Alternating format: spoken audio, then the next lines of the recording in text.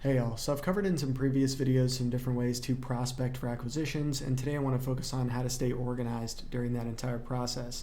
Now, depending on the size of your due diligence team, there can be potentially a lot of cooks in the kitchen when it comes to finding new acquisitions. So staying organized through that entire process, in my opinion, is really important. So I'm going to jump into my screen here and show y'all the exact template that I use to keep that process nice and neat.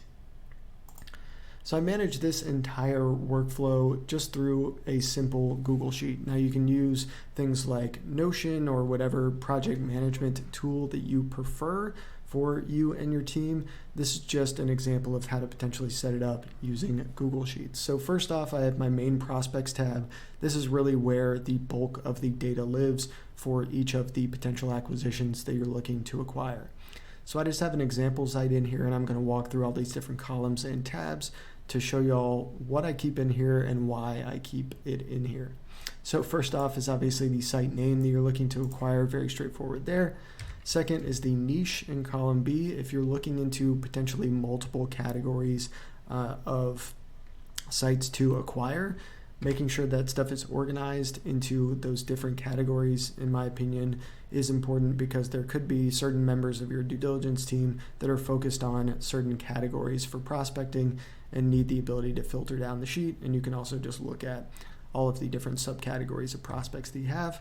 Site type, so there's going to be potentially a bunch of different types of acquisitions that you're looking for, whether it's a blog or a news site or a tool or calculator for a potential redirect tuck-in.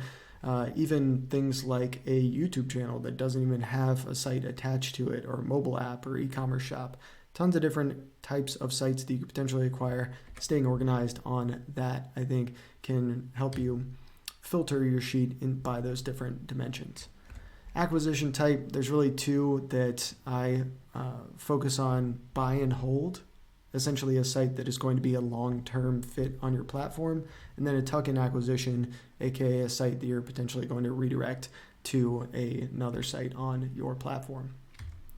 Prospecting tactics, so this is one that I think is important to include in here because you want to keep track of essentially how you found each of the prospects that are in your list, so you don't double back on the same exact prospecting tactics and keep coming across these same sets of sites, which can get repetitive and frustrating for the due diligence team. So this just looks up off of a prospecting log here. So you can include essentially the specific tactic that you've used and the status notes for those prospecting tactics. You could potentially also include an owner for each one of these prospecting tactics as well, so you know who to reach out to if you are curious about learning about a specific prospecting tactic that somebody deployed or have questions about it. So this could be anything from the advanced search queries that I went over in a previous video, simple competing domains reports in Ahrefs or another third-party tool, or some other prospecting tactic that you've used. Internal owner, I think once again this is really important. Just to stay organized around who owns which prospect and who did the prospecting for that site. So if you have questions for that person or about that prospect, you know exactly who to go to. Status for each one of those. So if that prospect is currently in your backlog, you found the prospect that you haven't contacted them yet. If they're currently in kind of your first level of analysis of whether or not you even want to reach out to them in the first place for a potential acquisition.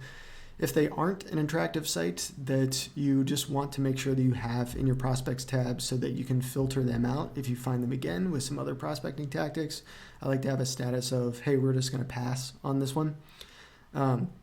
Finding contact info, obviously, that's one that we'll go over here in a second. In outreach, so currently emailing or calling them to gauge interest.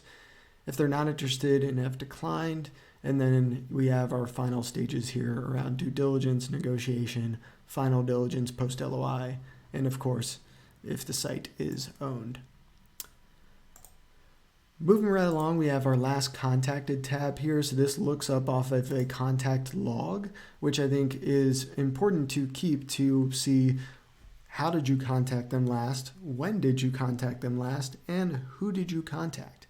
So you can see an example here of just the first prospect that I have in this sample template, where I have the internal owner who is contacting that prospect, what the site name is, which is going to be essentially our lookup column, the contact name, date, method, and any notes from that correspondence. So what this is doing is it's just pulling in a max ifs formula to say, hey, when was the last time that we contacted that company? So you could potentially do some conditional formatting here or some additional formulas to say, hey, if it's been a couple of months and we just still haven't heard from this prospect, maybe we want to change up the type of contact method that we're using to get in touch with that person, or try and find some other way to reach out to them.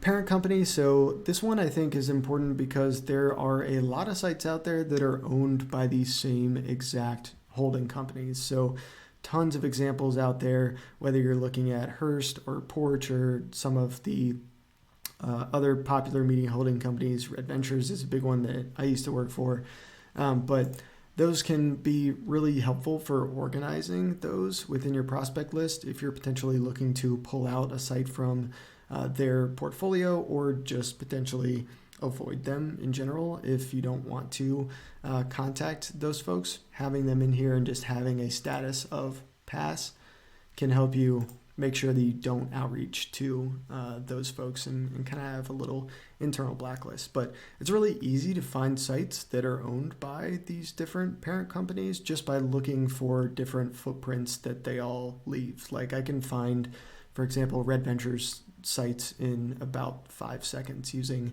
a couple of different footprint methods for essentially the same privacy policy notes or tracking scripts that they use on their sites. So just to give you an example, get a site like Best Colleges and then go to their footer.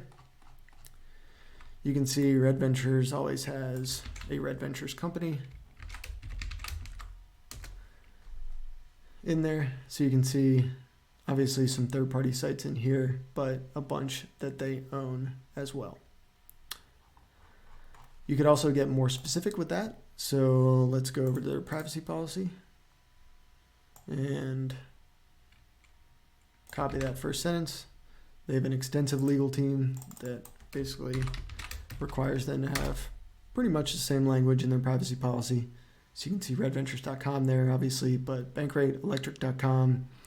And then if we repeat the search with some of that stuff omitted, you can see they also own greatbusinessschools.org, Save on Energy, Travel is Free, Social Work Licensure.org, and the list goes on and on and on and on and on and on and on.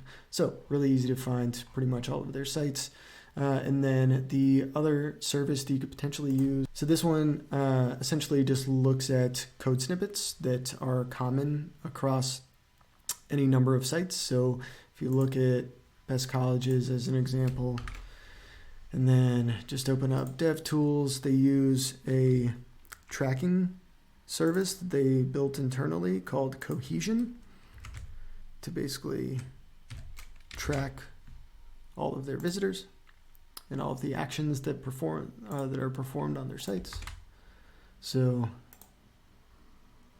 if you just do a little search for that, you can see 104 websites found, and you can see a bunch of the sites where that code snippet appears. So it's really easy to find a lot of these common sites under the same parent company umbrella. You could do the same thing for a site like, a parent company like Internet Brands. If you go to something like lawyers.com, which is a site that Internet Brands owns, you can see their copyright footer here, MH Sub LLC DBA Internet Brands. They probably have an outdated copyright footer on a bunch of their sites. They have a ginormous portfolio and a ton of sites within it that they do not update. Or barely update, and honestly are like a decrepit area of the internet. So if you just do a quick advanced search query for this footer, you'll find a bunch of the sites that they own. So I just did a quick search here for copyright and that specific phrase around Internet Brands, and then subtracted out any results for internetbrands.com. and you can see a bunch of the different sites that they own that have that exact language in the footer. So again, really easy to find all of the different site footprints for different parent companies, but I find that useful to include in your prospecting workflow template to make sure that you can either potentially exclude those if you don't want to outreach to some of those companies to pull something from their portfolio, or if you're looking to acquire an entire portfolio or a big chunk of it, can help you stay organized there as well. Contact details. So this is obviously pretty straightforward for outreach: contact name, email, phone number, and then I always include a link to diligence for any sort of analysis that you're doing on each of the prospects. So whether that's a Google Slides or an additional Google Doc or Google Sheet, making sure you include that there. Any sort of additional notes that you want to make sure that you include, and then some stats around DR, number of LRDs, estimated organic traffic, and keyword rankings. So that is pretty much it for this prospecting template. Hopefully this can help you stay organized throughout this entire process. I forgot to mention that all this data here looks up off of this Ahrefs data tab. So you can go and use their batch analysis tool to download all of this data in bulk for any prospects that you're looking at. I've gone over that tool in some previous videos, so you can check that out for how to use it, but it's really simple. And then all of that stuff, just VLOOKUPs into this main sheet. And then same for target niches as well, and including some notes on why it's interesting. But yeah, let me know if y'all have any questions on this template, and you can shoot me an email if you would like a copy of it to use for yourself and your due diligence team. So yeah, I will see y'all in the next video.